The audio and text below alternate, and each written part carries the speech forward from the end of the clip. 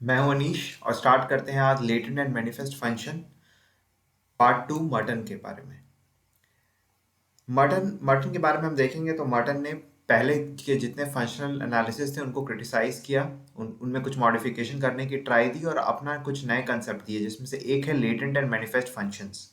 इन्होंने functional analysis में एक नए डायमेंशन ऐड करने की कोशिश की। उनके अनुसार उन्होंने एग्जाम्पल दिया, फॉर एग्जाम्पल अगर आप सोशल आइटम जैसी कि एक स्लेवरी को देखिएगा तो हो सकता है वो एक सिचुएशन में फंक्शनल हो, मगर वो वही चीज दूसरे कॉन्टेक्स्ट में डिसफंक्शनल हो सकता है। ये चीज समझने के लिए कंटेक्स्ट टू कंटेक्स्ट कैसे वेरी कर रहा है और उसके हमें जरूरी है कि किसी भी सोशल आइटम को हम समझने के लिए पूरी तरह हम मल्टीपल लेवल ऑफ एनालिसिस करें, और ये हम तब कर पाएंगे जब हम उसके लेटेंट एंड मैनिफेस्ट फंक्शन को समझेंगे। इसी से हम मल्टीपल लेवल ऑफ एनालिसिस कर पाएंगे।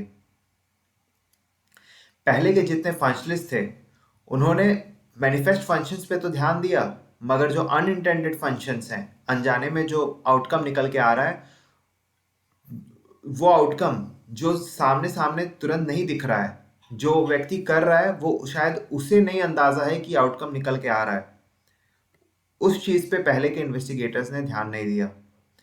इसलिए मर्टन की जो थ्योरी है, it is a combination of psychological and socio cultural aspect. हम यहाँ मैनिफेस्ट और लेटेंट फंक्शन को कॉन्शियस इंटेंशन और एक्चुअल आउटकम के रूप में भी समझ सकते हैं। कहने का मतलब मैनिफेस्ट फंक्शन और लेटेंट फंक्शन को समझाते हैं वो इस तरह से कि मैनिफेस्ट फंक्शन वो फंक्शन है जो कि जो करता है, जो एक्टर है, वो उसके एक्चुअल इंटेंशन के अनुसार वो जो आउटकम आ रहा है वो हो गया मैनिफेस्ट फंक्शन, जो वो जानबूझ के करना चाह रहा है। These are the functions understood by the actor himself, and these are subjective dispositions of the actor. It refers to micro aspect of the reality and is usually studied through non-positivistic approach. ये व्यक्ति के actual intention से निकल के आ रहा है, और ये व्यक्ति तो व्यक्ति डिपेंड कर सकता है अलग अलग इंटेंशन के द्वारा। वही एक्शन अलग अलग व्यक्ति अलग अलग इंटेंशन से कर सकता है। तो ये चीज़ समझने के लिए, मैनिफेस्ट एक्शन को समझने के लिए जरूरी होगा हम उसके साइकोलॉजी को समझें। इसीलिए इसे साइकोलॉजिकल अप्रोच भी कहेंगे, साइकोलॉजिकल एस्पेक्ट। और हमें अपनाना होगा इसे समझने के लिए नॉन पॉजिटिविस्टिक अप्रोच।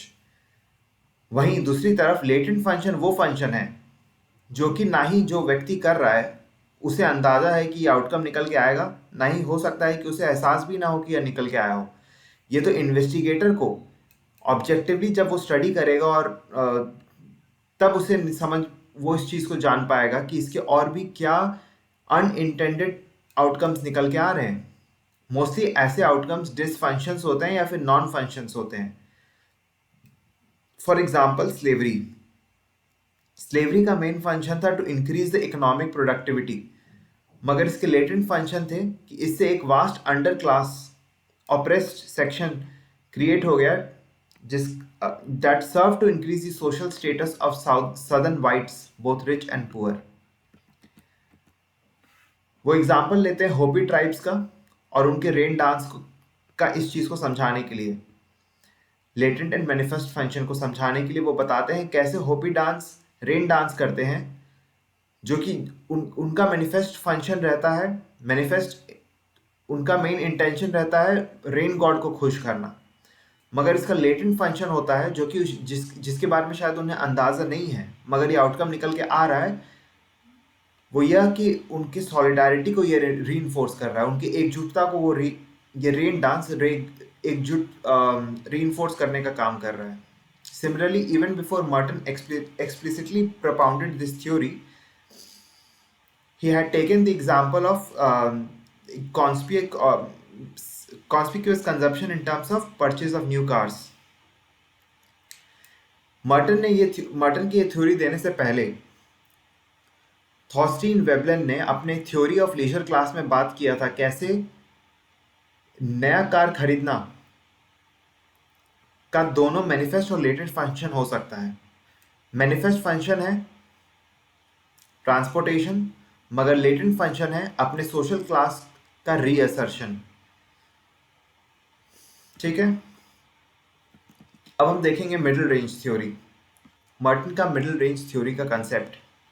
मर्टन ने मिडिल रेंज थ्योरी का कंसेप्ट दिया क्योंकि उन्हें एहसास हुआ कि कैसे ग्रैंड फंक्शनल थ्योरी जैसे कि पार्सन ने दिया वो एप्लीकेबल नहीं है और सिर्फ एक फिलोसफिकल सिस्टम बन के रह जाएगा, खासकर इसलिए क्योंकि वो एम्पिरिकल बेसिस नहीं है, एम्पिरिकल डेटा पे बेस्ड नहीं है। और दूसरी तरफ माइक्रो थ्योरीज जो कि बहुत ज़्यादा एप्लीकेबल नहीं है। इसलिए मर्टन ने बीच का रास्ता अपनाया जिसे उन्होंने मिडिल रेंज थ्योरी दिया। उन्होंने बताया कि हम फोकस करेंगे लिमिटेड सेट ऑफ एजम्पशंस, हम सब चीज़ को एक साथ लेके चलने की कोशिश नहीं करेंगे, और उन लिमिटेड सेट ऑफ एजम्पशंस के बेसिस पे हम ट्राई करेंगे एक हाइपोथेसिस डिराइव करने का जिसे टेस्ट भी किया जा सकता है।